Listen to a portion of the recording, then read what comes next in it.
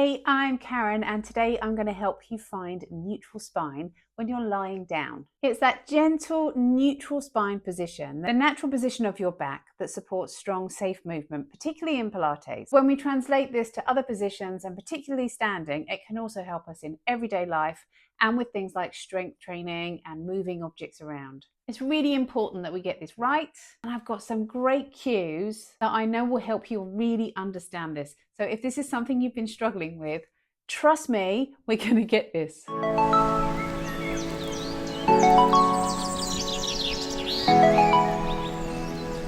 It's worth getting right. It's one of the best things that you can learn, particularly if you are just starting out on your Pilates journey or with strength and resistance training. And an awareness of it is going to really help you with your posture too. So let's get started, and we're going to start lying down, and I will explain why when we get there.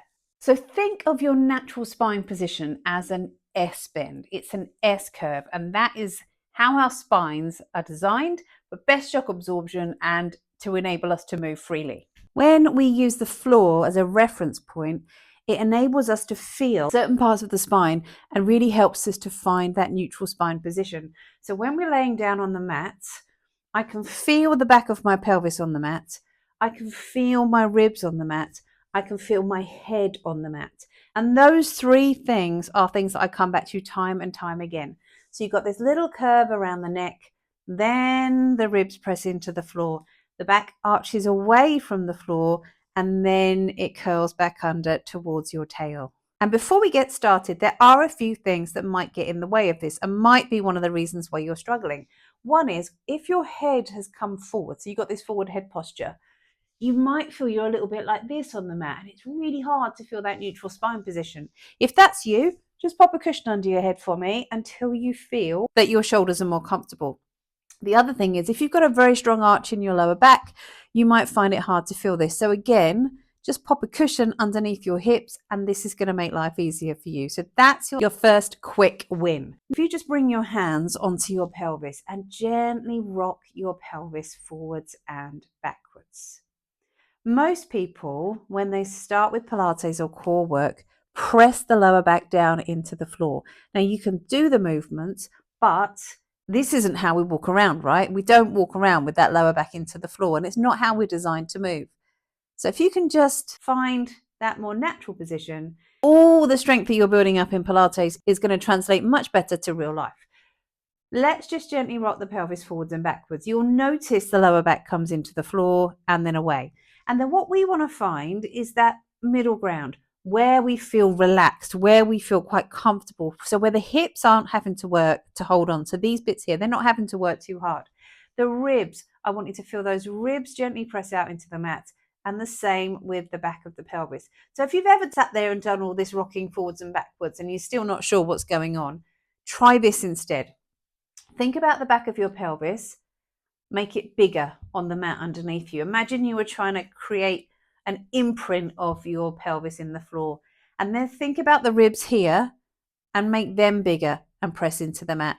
And if you do that, you've still got a little gap here in the lower back. You're not pressing your lower back down, but now your spine is going to be in that lovely, strong S-bend position.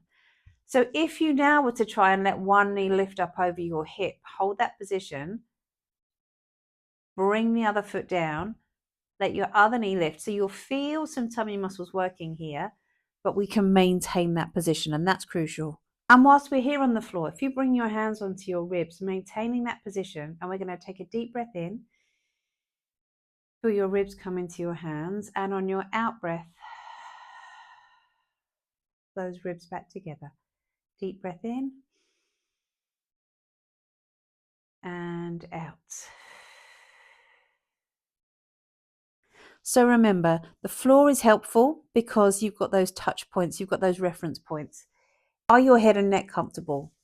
Is your lower back comfortable? If not, use props to help with that. Then we think about that gentle rocking through your pelvis just to really create some movement through the spine. But then what's really important from there is that we can feel the back of the pelvis spreading out on the mat, the back of the ribs spreading out on the mat. You've still got a little gap between your lower back and the floor. And when we start to lift those knees, we're not going to lose that. We're not going to press that back down into the floor. One last little cue, one last little tip for nothing is to feel like your hips and your ribs here, so hip points here and ribs here, stay the same distance apart. We're not getting them shorter, that would be tucking under, and we're not arching away, that would make them longer.